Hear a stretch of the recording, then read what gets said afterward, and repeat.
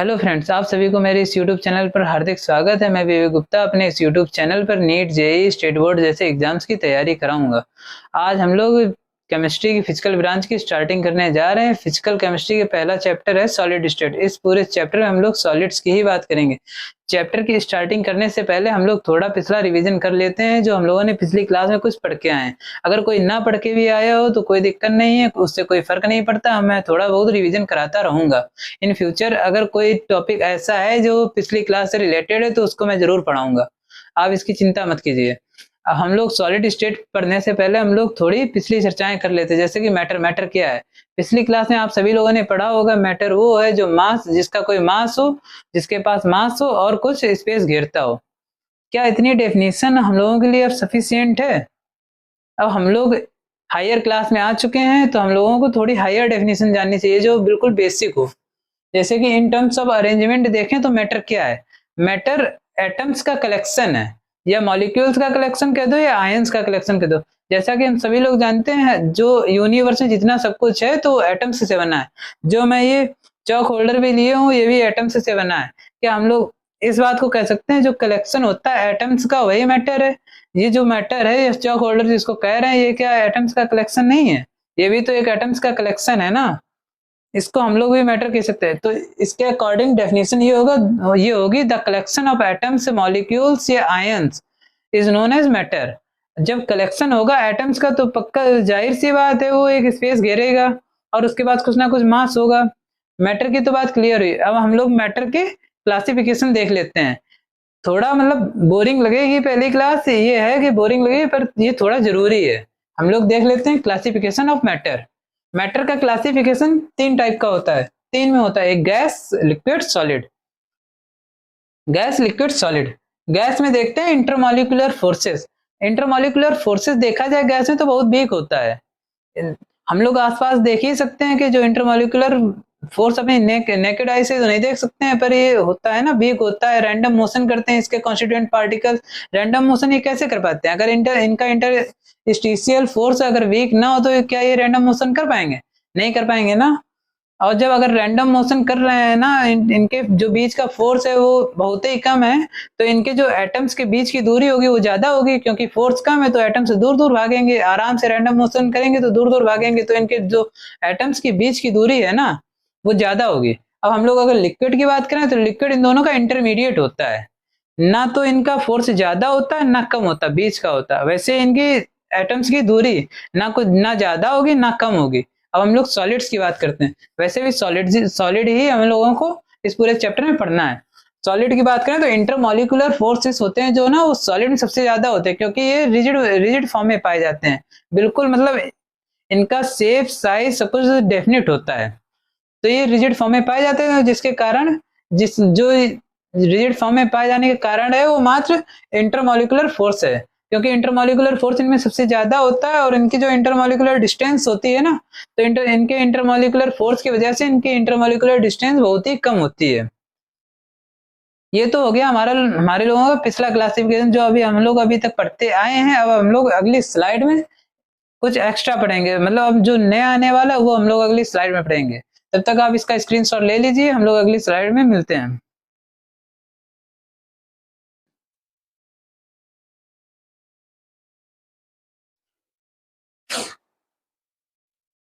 अभी तक हम लोगों ने मैटर और मैटर का क्लासिफिकेशन पढ़ लिया। अब हम लोग सॉलिड्स के बारे में पढ़ेंगे। इस स्लाइड में हम लोग सॉलिड्स के बारे में पढ़ेंगे, तो थोड़ा ध्यान से पढ़ना। सॉलिड हम लोगों ने जान ही लिया था कि इनके इंटरमॉलिक्यूलर फोर्सेस हाई होते हैं और इनकी इंटरमॉलिक्यूलर डिस्टेंस बहुत ही कम होती है। इनकी कुछ प्रॉपर्टी हम लोग देख लेते हैं, जैसे कि इनका जो मास होता है वो डेफिनेट होता है, इनका जो वॉल्यूम होता है वो भी डेफिनेट होता है, जो शेप होता है वो भी डेफिनेट होता है। क्योंकि इनकी जो ये जो होते हैं ना सॉलिड से रिजिड होते हैं, रिजिड फॉर्म में पाए जाते हैं हम लोगों को। और ये इनकम्प्रेसिबल होते हैं, इनको चाहे जितना दबाएं हम लोग इनका शेप चेंज नहीं कर सकते हैं। इनको अगर एनर्जी देंगे हम लोग तभी इनका शेप चेंज कर पाएंगे। इनके जो कॉन्स्टिट्यूएंट पार्टिकल्स होते हैं जिनको हम लोग एटम्स या मॉलिक्यूल्स या आयंस कहते हैं, वो बहुत ही क्लोजली टाइटली पैक्ड होते हैं बाकी स्टेट्स के अकॉर्डिंग। अब हम लोग आप लोग इसका स्क्रीनशॉट ले लो। अब हम लोग इसके सॉलिड का क्लासिफिकेशन पढ़ेंगे। अभी तक हम लोगों ने मैटर का क्लासिफिकेशन पढ़ा था, अब हम लोग अगली स्लाइड में हम लोग सॉलिड्स का क्लासिफिकेशन पढ़ेंगे according to their arrangement of atoms. Okay, आप लोग स्क्रीनशॉट ले लो, मैं हट जाता हूँ स्लाइड से और हम लोग अगली स्लाइड में मिलते हैं।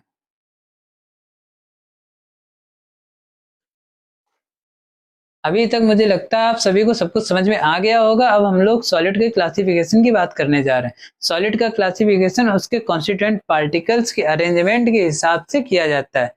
इसके कॉन्स्टिट्यूएंट पार्टिकल्स के अरेंजमेंट के बेसिस पे सॉलिड के दो टाइप्स होते हैं। पहला होता है क्रिस्टलाइन, दूसरा होता है एमॉर्फस। क्रिस्टलाइन में जो उनके कॉन्स्टिट्यूएंट पार्टिकल्स की जो ज्योमेट्री होती है, अरेंजमेंट की ज्योमेट्री होती है, उस डेफिनिट होती है। वहीं एमॉर्फस में ये डेफिनिट नहीं होती है।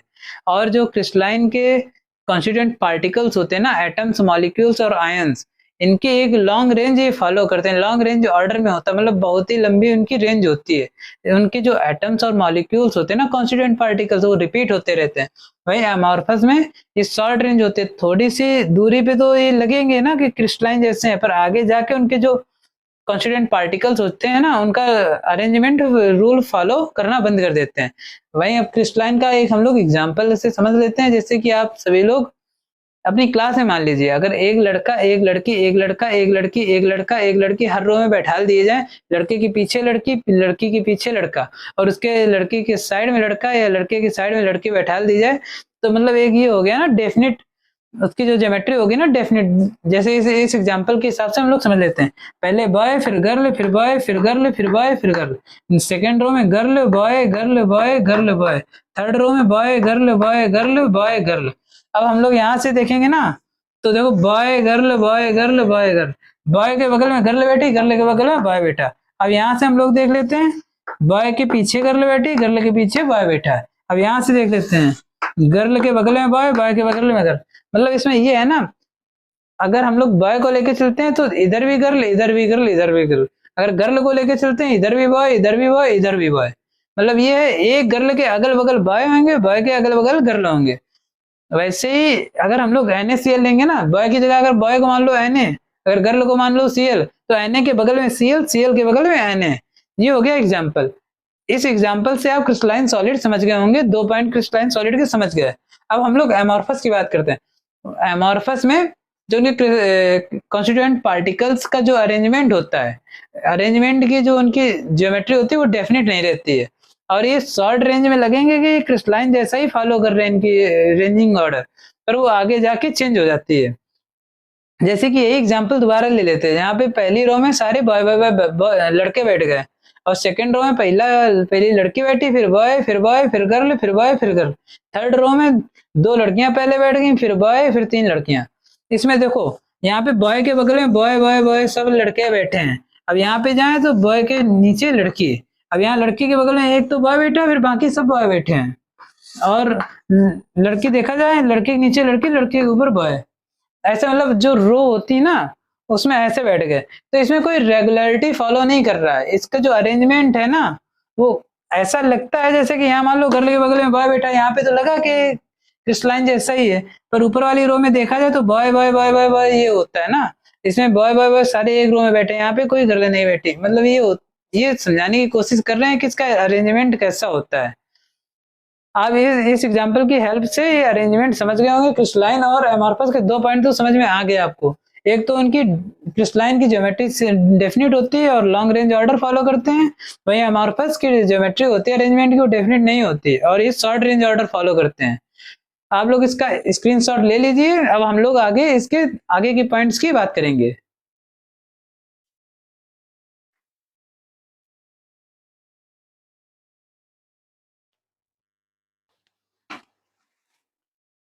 मैं अभी तक आपको क्रिस्टलाइन और एमॉर्फस के 2 प्रॉपर्टीज समझा चुका।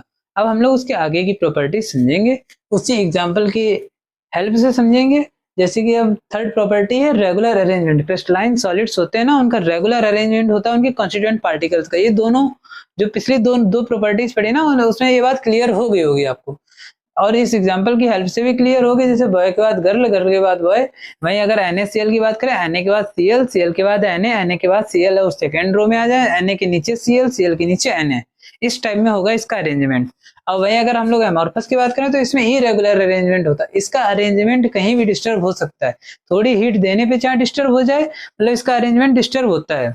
अब जैसे हम लोग इसी में देख लो, इसी एग्जांपल की हेल्प से गर्ल गर्ल गर्ल के साथ गर्ल, फिर बॉय, 4 बॉय इकट्ठे आ गए।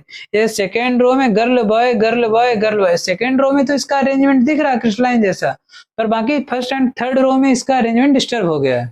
ये सेकेंड बात आपको समझ में आ गई होगी, सॉरी थर्ड पॉइंट आपको समझ में आ गया होगा। अब हम लोग फोर्थ पॉइंट की ओर बढ़ते हैं। क्रिस्टलाइन जो सॉलिड्स जो होते हैं ना, तो उनका जो मेल्टिंग पॉइंट होता है वो एक शार्प पॉइंट पे होता है कि नहीं ये 39 डिग्री सेंटीग्रेड पर ही मेल्ट होगा, तो 39 डिग्री सेंटीग्रेड पर ही मेल्ट होगा और उसके 39 सेंटीग्रेड डिग्री पर ही उसके फोर्सेस टूटेंगे।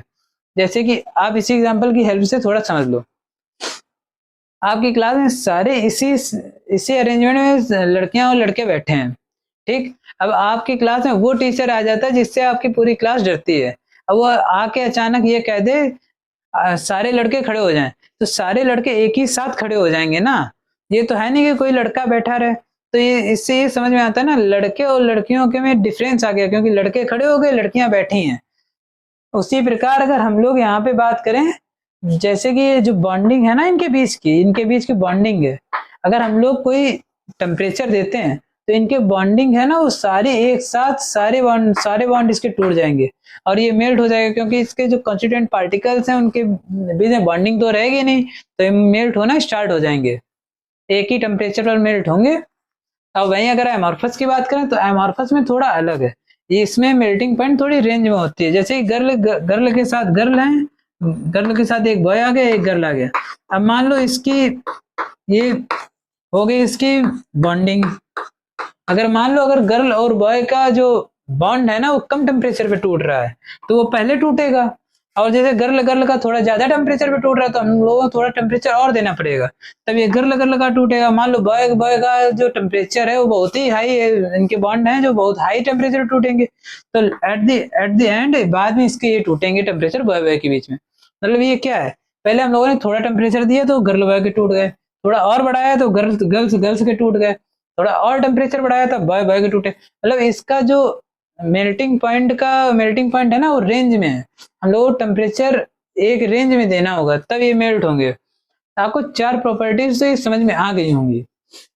अब पांचवी, इन्हीं चारों प्रॉपर्टी को देखते हुए हम लोग क्रिस्टलाइन सॉलिड को ट्रू सॉलिड कहते हैं, क्योंकि इनमें ना तो मेल्टिंग पॉइंट एक शार्प पॉइंट होता है, इनमें रेंज वाला झंझट तो है नहीं, मेल्टिंग पॉइंट भी शार्प पॉइंट है, इसका रेगुलर अरेंजमेंट फॉलो कर रहा है, कॉन्स्टिट्यूएंट पार्टिकल्स की जो ज्योमेट्री होती है वो भी डेफिनेट होती है, और ये लॉन्ग रेंज ऑर्डर फॉलो करते हैं, इसी कारण ये ट्रू सॉलिड कहे जाते हैं। अब एमॉर्फस की बात कर लें, एमॉर्फस में स्यूडो सॉलिड जिनको फॉल्स सॉलिड भी कह सकते हैं हम लोग, स्यूडो सॉलिड और फॉल्स सॉलिड एक दूसरे के सिमिलर है, ठीक है, क्योंकि इसमें ना तो लॉन्ग अरेंजमेंट फॉलो होता है, ना इनकी कॉन्स्टिट्यूएंट पार्टिकल्स की डेफिनेट ज्योमेट्री होती है, ना ही इनका मेल्टिंग पॉइंट शार्प होता है, इनका रेंज में होता है, इसी कारण इनको स्यूडो सॉलिड या फॉल्स सॉलिड कहते हैं। और इनको एक सॉलिड्स और कहते हैं सुपर कूल्ड सॉलिड, नहीं सॉरी सुपर कूल्ड लिक्विड। ये सुपर कूल्ड लिक्विड क्यों कहते हैं इसका रीजन भी जान लो। आप कहीं किला वगैरह गए होगे, राजा महाराजाओं की किला, उनकी अगर विंडो देखो तो जो उनकी विंडो की ग्लास होती है ना, वो पहले तो अभी हम लोग जो घर में लगी होती नॉर्मली उनमें देखो विथ दोनों उनकी जो मोटाई होती है ना ग्लास की वो बराबर होती है।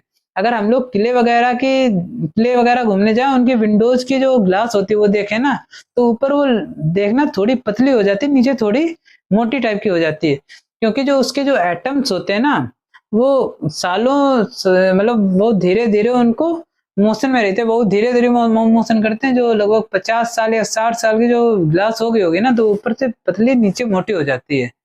उसका कारण यही है क्योंकि उसके जो एटम्स होते हैं ना, जिस मटेरियल से वो बना होता है, जो एटम्स होते हैं, मॉलिक्यूल्स होते हैं, उनके जो कॉन्स्टिट्यूएंट पार्टिकल्स होते हैं वो धीमे धीमे वो नीचे आते रहते हैं, जो ऊपर की लेयर होती है ना उसके नीचे आते रहते हैं, तो ऊपर हो जाता है पतला और नीचे हो जाता है मोटा। यही कारण है जो एमॉर्फस सॉलिड होते हैं उनको सुपर कूल्ड लिक्विड भी कहते हैं।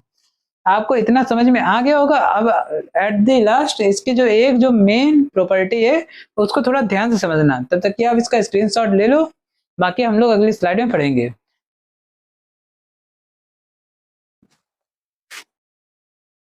अब हम लोग क्रिस्टलाइन और एमॉर्फस की लास्ट प्रॉपर्टी डिस्कस करने जा रहे हैं। देखते हैं हम लोग लास्ट प्रॉपर्टी कौन सी है। क्रिस्टलाइन सॉलिड होते हैं एनाइसोट्रॉपिक, वही एमॉर्फस सॉलिड होते हैं आइसोट्रॉपिक। अब हम लोग देखते हैं एनाइसोट्रॉपिक और आइसोट्रॉपिक आखिरकार होते क्या हैं। एनाइसोट्रॉपिक की अगर बात करें तो एनाइसोट्रॉपिक की डेफिनेशन ये है, जो फिजिकल प्रॉपर्टी अलग डायरेक्शन में अलग वैल्यूज शो करे उसको एनाइसोट्रॉपिक कहते हैं। मतलब different values in different direction, उनके कॉन्स्टिट्यूएंट पार्टिकल्स के अरेंजमेंट के हिसाब से। ठीक है, जैसे रिफ्रैक्टिव इंडेक्स, हम लोग मान लो अगर यहाँ से हम लोग ऐसे जा रहे हैं तो रिफ्रैक्टिव इंडेक्स कुछ और हो, अगर ऐसे जा रहे हो तो रिफ्रैक्टिव इंडेक्स कुछ और हो, या थर्मल कंडक्टेंस कुछ और हो। अगर सीधे जा रहे हो तो उनकी थर्मल कंडक्टेंस कुछ और हो, या रिफ्रैक्टिव इंडेक्स, जो भी फिजिकल प्रॉपर्टीज होती हैं वो अलग डायरेक्शन में अलग होती हैं। अब वहीं अगर एमॉर्फस की बात करें तो चाहे जौन सी डायरेक्शन में जा रहे हो अप्रोक्सीमेटली उनकी वैल्यूज सेम आती हैं, चाहे ऐसे जा रहे हो, चाहे ऐसे जा रहे हो, चाहे ऐसे जा रहे हो। उनकी रिफ्रैक्टिव इंडेक्स, थर्मल कंडक्टेंस, जितनी भी फिजिकल वैल्यूज होती है ना उनकी सेम होती है लगभग। अब हम लोग डेफिनेशन के अकॉर्डिंग समझ लेते हैं। क्रिस्टलाइन सॉलिड एनाइसोट्रॉपिक होते हैं, ये तो कंफर्म हो गया।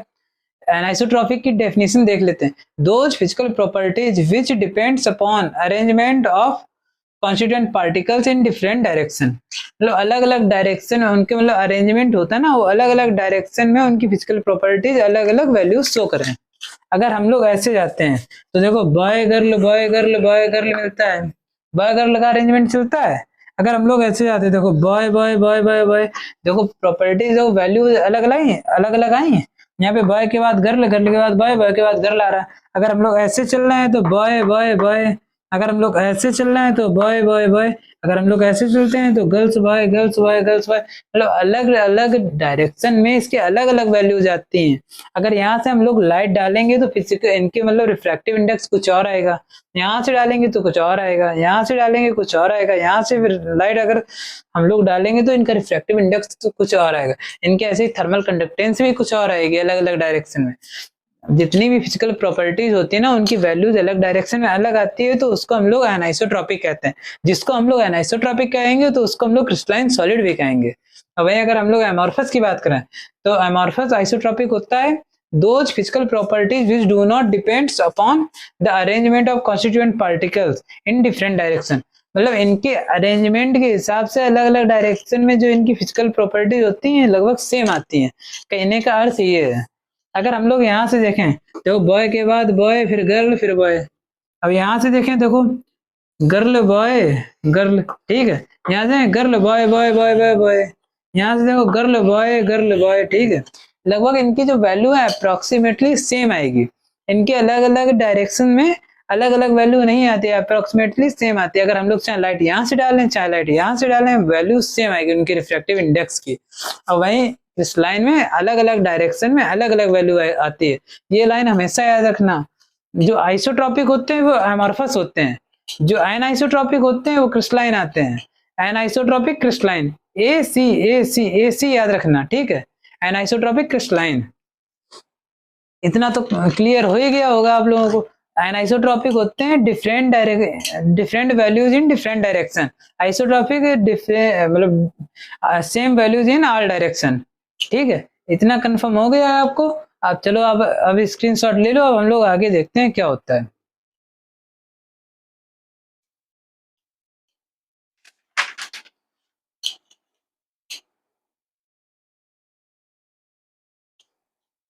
आज हम लोग क्लास यहीं पे एंड करते हैं।